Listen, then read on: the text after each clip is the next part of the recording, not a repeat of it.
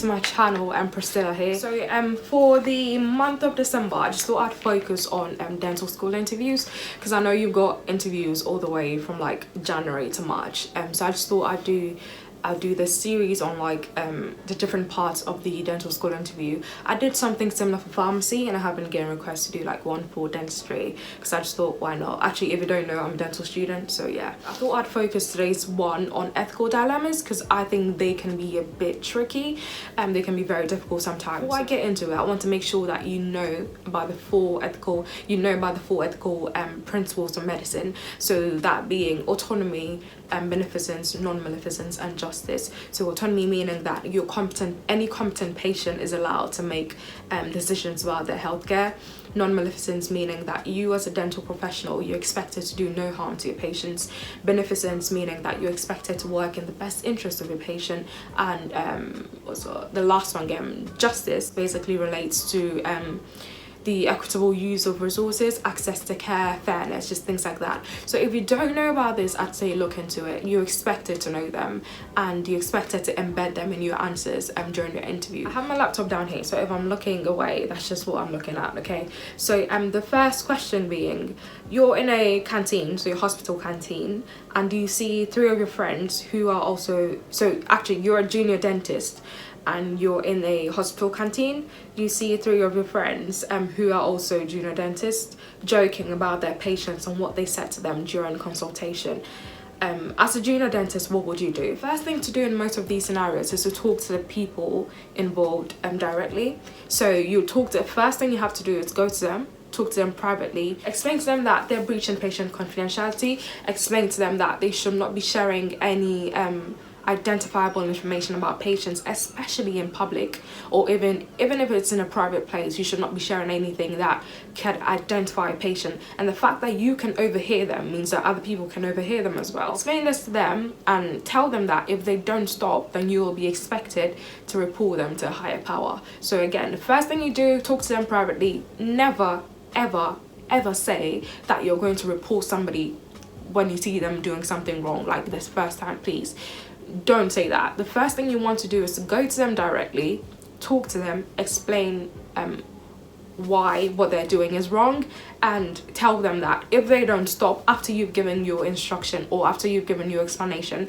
then you will be expected to report them to someone higher than you. So the second scenario is, so you have a patient called Amelia. She's 17-year-old.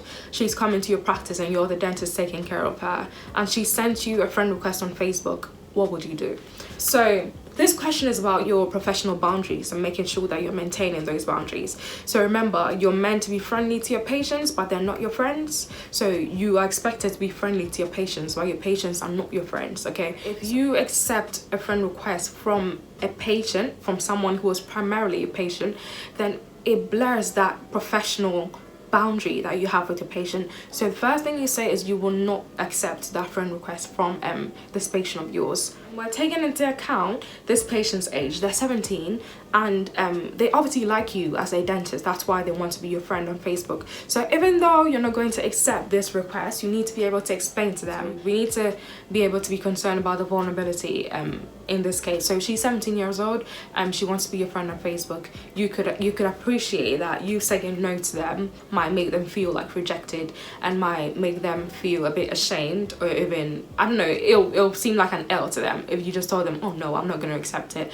So we need to be a bit sensitive about this, and you need to sensitively explain to her that it would be inappropriate for you to be friends with your patients online. So tell her that it's nothing personal. It's not like you just don't want to be her friend, but it will be very inappropriate for you as a dentist to accept their friend request online. So the next question here is the HIV positive dentist. Should a dentist who is HIV positive have to disclose this to their patients? So again, this thing is multifactorial. It's different factors coming into this. This information is coming from the Department of Health, okay? So this is the standard they have for any practicing dentist who is HIV positive. In the UK, HIV positive healthcare workers who return to clinical duties will be expected to demonstrate that they are on combined antiretroviral treatment, and they must have achieved undetectable levels of the virus and will be subject to regular monitoring. What this means is that every practicing dentist who is a HIV positive would have already proven that they are on a combined antiretroviral treatment, and that they have already achieved undetectable levels of the virus, which means that they can't transmit this to their patients. If the dentist has achieved undetected levels of the virus, which means that they can't transmit it to their patients, why do they have to tell the patient?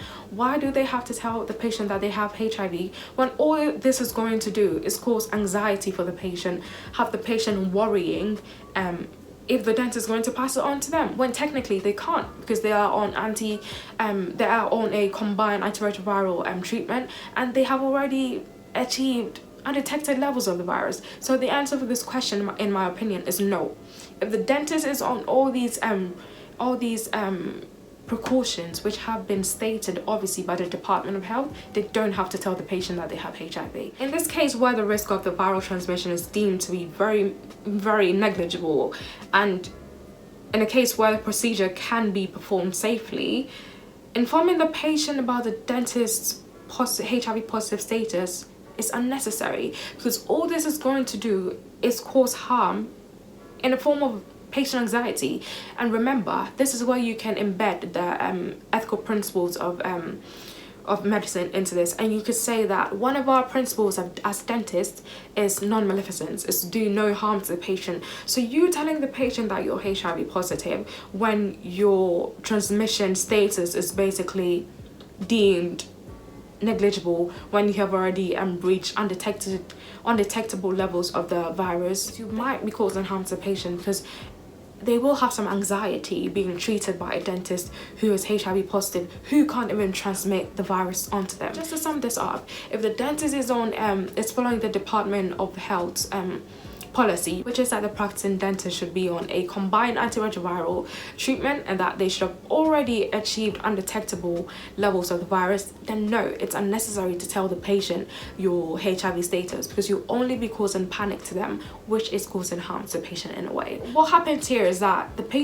you telling the patient that you are HIV positive is undoubtedly going to leave the dentist open to prejudice and stigmatization, because you can trust that the patient's going to tell many other people that their dentist has HIV.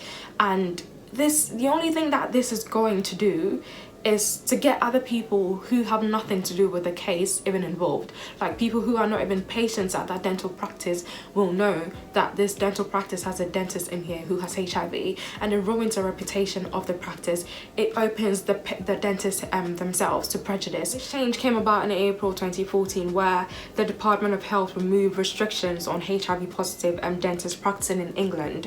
So since April 2014, HIV positive dentists are allowed to practice in England if they're on the combined antiretroviral drugs, and if they have reached undetectable levels of the virus, which means that they can't transmit it to their patients. So the fourth scenario I want to go through with is about patient confidentiality. You have a 13-year-old patient, and their father calls in following in an appointment that his child has had with you, and that he was not present at, and he wants to know what happened at the appointment. What should you do? A few things that you could do in this scenario is to tell him that you cannot discuss this over the phone, and that you would be happy to give him some details if he comes into clinic. And it's very important that you get him into clinic, because you need to ascertain that he has parental responsibility over the child. Because in the UK, in the Children's Act 2014, it states that parental responsibility is held by the child's parents if they are married to each other,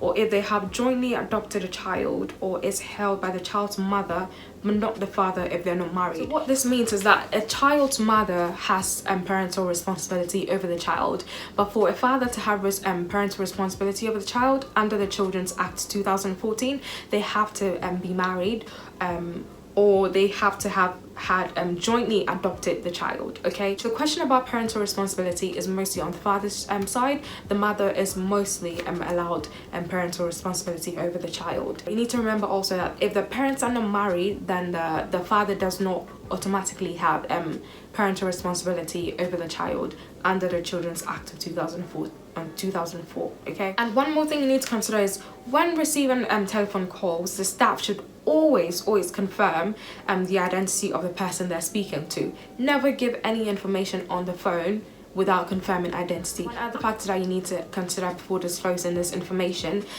is the impact of this disclosure. What is this disclosure going to do to the child or to the patient that you've just seen? And one more thing is that it might be possible that the father, like I said, might not even have parental responsibility over the child, which in this case means that you can't tell them anything because they don't have parental responsibility over the child. So if they ask you something like, only a competent patient can give consent, what is the meaning of competent? What competency involves is basically the capacity for a patient to give consent, the capacity for a patient to be mentally stable or mentally fit enough to consent to a treatment. If the patient has mental capacity, if the patient understands the information that you've given them and they're able to make a rational decision on their own accord, then they are competent. Okay, so that is what competence means in this scenario. There are a few times where a patient might not be considered as competent though, and I'll go through a few of these with you. So any adult who is confused or has a serious mental disorder is not competent. And some people have something we call a living will. So this means that if any point in the future they're not able to make decisions, then the dentist will have to act in the best interest of the patient.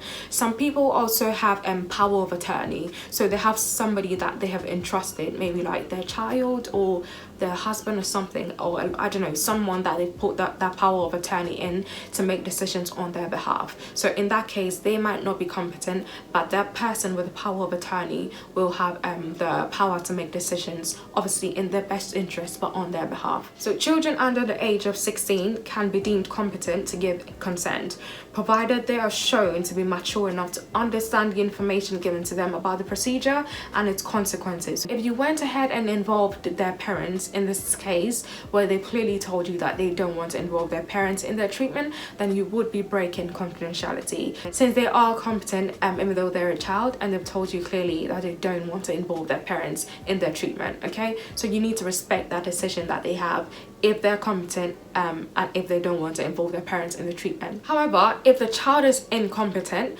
then the dentist is obliged to involve the parents. If you feel like the child is in danger or is at risk of harm, then you should contact social services or the police. So if both parents refuse to give consent for a life-saving procedure, this is more like related to medicine than dentistry, but if both parents refuse to give consent for a life-saving procedure, then a court order can be imposed to enable the operation to take place. The summary of this is, if the child is competent and they don't want to involve their parents, you should not involve them, otherwise you will be breaking confidentiality. If they're not competent, then you are obliged to involve their parents. The next scenario we're going to talk about is GOODLUCK competence. So if they ask you what is GOODLUCK competence, I have a few notes here that I'm going to read through after that, and then I'll just summarize it, okay, just so that I don't miss any points. So it's basically like something that happened in 1985.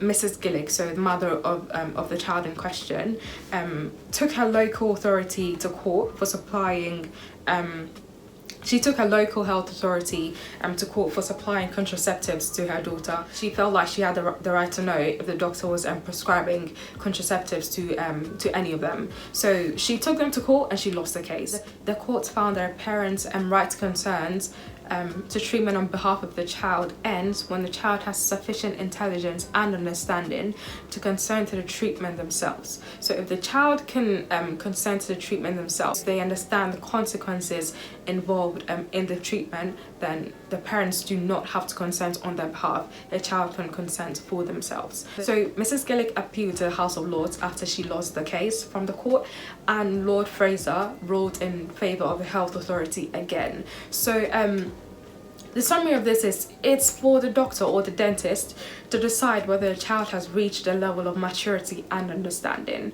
The dentist should encourage the child to involve their parents, just like I said before in the other scenario.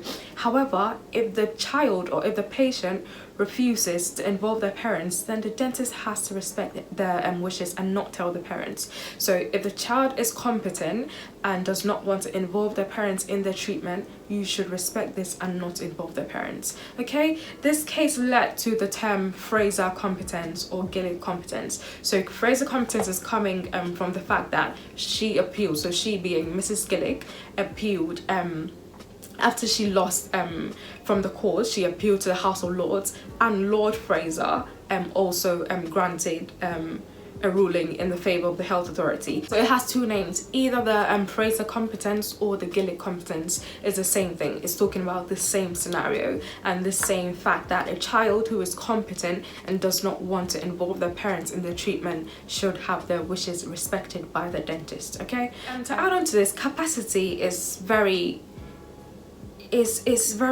decision specific, okay? So a young child who has the capacity to consent to relatively straightforward procedures like a scale and polish or a filling may not necessarily have the capacity to consent to complex procedures entailing high risk of serious consequences like a very serious surgery. So that's what I mean by capacity is very decision specific. The fact that a child has capacity to decide a very straightforward treatment like a filling does not mean that they have capacity to decide for a more complex surgery, okay? That is what the GILLIC competency is about. If they ask you about it, give a brief scenario of what it is. Tell them, you know, there was a child who got a contraception, her mother did not agree with them, took them to court, they won the case, appealed to the House of Lords, Lord Fraser ruled in the favour of the health authority again. Just tell them, give them a little background about it, and then tell them how it relates to today's practice in dentistry, that a child who is Fraser competent or a child that is GILLIC competent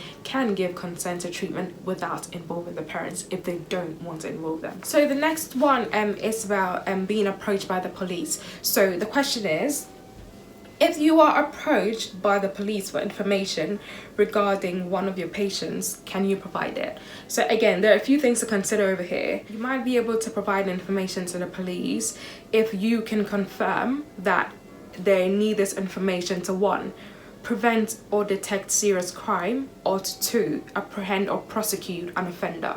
So if they can prove to you that they need this information to prevent or to detect serious crime or to apprehend or arrest an offender, then you might be able to provide this information. The release of information is at your discretion if the police do not have a court order. So if they come into your practice with a court order, then you have to give them information because it's coming from above.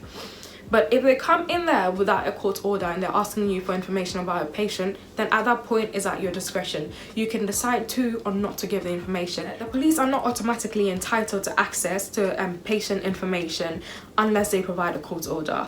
When considering to breach this patient confidentiality over here, you need to make sure that you're given the most minimum information that you can give. If they've shown evidence that they need this information for crime detection or to apprehend an offender, then you might at that point want to give that information, but make sure you're given the most minimum information. So if they need their name, don't go and give their name plus their date of birth plus their address plus the workplace. That's what I mean by give the most minimum. If they need 2 details, just give 2 details. Don't go and be given everything. Don't tell their life story to them if it doesn't concern them in any way, okay? The most important part about this is to document it clearly in the patient's notes. Write that you've given information about the patient to the police for XYZ. Write the reason why you are convinced enough to give this information. Because if the patient is to sue you, you need this evidence. Like we always say in dentistry, if it's not in the notes, it didn't happen. If you haven't written it in your notes, it literally didn't happen. Your defense union cannot back you up if you don't have evidence of what you've done in your notes. So right after you've given this information, tell the interviewer that you would write this in your notes, to document it in your notes for your protection, for the patient's protection as well. One more thing that you could add to this answer is, if you're in doubt, if even after the police have given you their evidence, you're still in doubt of what to do, consult the rest of your team. Tell the interviewer that even though they've given you all the information that you needed, you still weren't convinced enough, and so you'd like to consult the rest of your team. They love that answer. So yeah, go in that way. Explain to them that the police is not entitled to information if they don't have a court order. If they have a court order, you're obliged to release that information. And if they don't have a court order, it's to your discretion whether or not to review this information. And after you've made that, after you've given them that information, write it in your notes. Make sure you're giving the most minimum information that they need, okay? Nothing surplus, just the minimum that you can give. So there's one more about confidentiality. So again, you're a junior dentist and you saw the exchange between two of your friends, both junior dentists as well, discussing patients on a private Facebook group.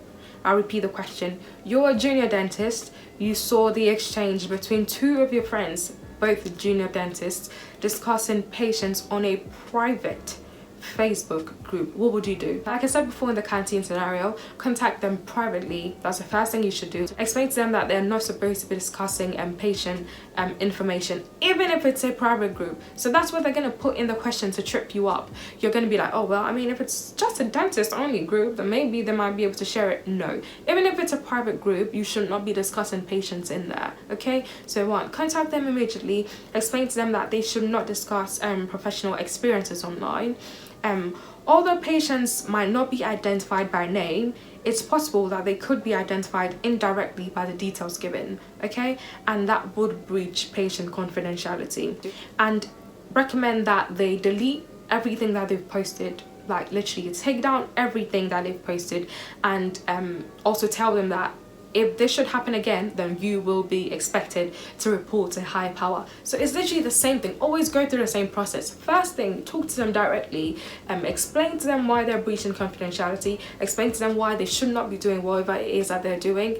Give them a chance to undo what they've done. Always go through these steps with anything like concerning confidentiality with your colleagues or with your fellow dentists. Okay, the last one I will be going through with you is something on tobacco. So a question like, what are the arguments for and against banning the sale of tobacco? So in something like this, you need to obviously consider both the pros and cons, or the for and against factors involved in this. An argument for a tobacco ban would be that tobacco is known to greatly increase the chances of getting lung cancer and even oral cancer. So banning it would allow us to reduce the burdens of these diseases on the population. It would also reduce the pressure that we have on the NHS and the pressure that we have on the limited resources that the NHS has. Another argument for it would be the fact that there are people who will be suffering from secondary smoking, so people who are around the smoker, so their children,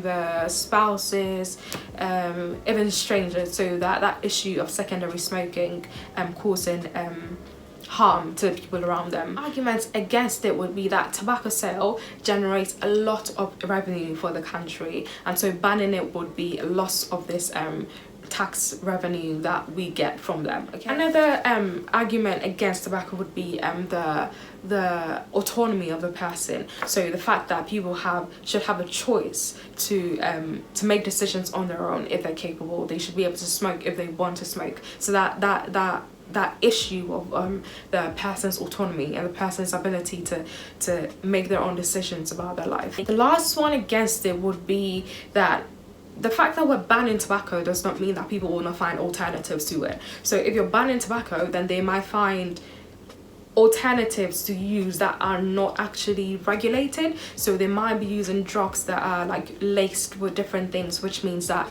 they're actually getting even more serious complications than they were when they were using the state regulated tobacco products. So there's that issue of does really banning tobacco make it better for the smokers? Because if someone's addicted to smoking and you ban tobacco, believe me, they will find something else to smoke, and that something else might not be as acceptable as tobacco is. It might actually be laced with something more detrimental to their health. So in that case, the ban will be doing more harm to them than legally selling tobacco would actually do to them. So you have to consider all these things when you're answering questions like this. Consider the for arguments, consider the against arguments, and then bring them all together. These are a few of the questions that I thought I'd run through with you. A few ethical dilemma questions. They can be quite difficult to answer when you're expected to think on your feet at the interview. I hope this video helped you with like how to think through these questions and how to arrive at your final answer. Some of these questions might not really